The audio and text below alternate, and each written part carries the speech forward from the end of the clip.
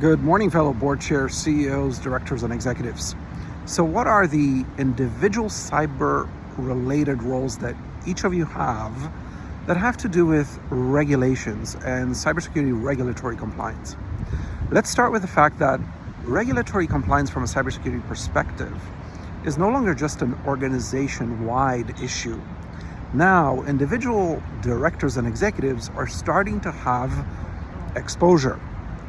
Let me say that again. Individual board directors and executives are starting to have regulatory exposure.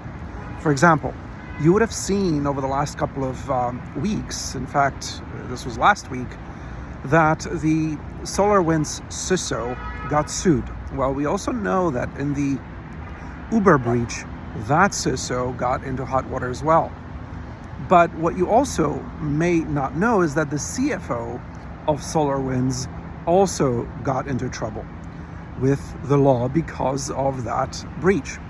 What you might not know is that Gartner and US Congress are both, or so Gartner is projecting, and US Congress, specific lawmakers, are pushing for the CEO and board chair to also be potentially criminally charged for breaches that, one, happened on their watch, and two, where it is found that they were individually negligent in preventing those breaches. And so two things come up. First, as a board chair and CEO, you need to make sure that your organization has a breach prevention protocol. Invest into proper breach prevention protocol, and one that goes, again, beyond IT security, operational technology security, and information security, and really tackles that more than 70% of cyber breach cause, which is conduct cybersecurity or cyber insecurity, strategy cyber insecurity, and indeed culture cyber insecurity. So start with that. But second, make sure that you, through your legal counsel, through your chief risk officer, through your audit committee chair, really learn your individual exposure. Welcome to New York City and all the honking around me.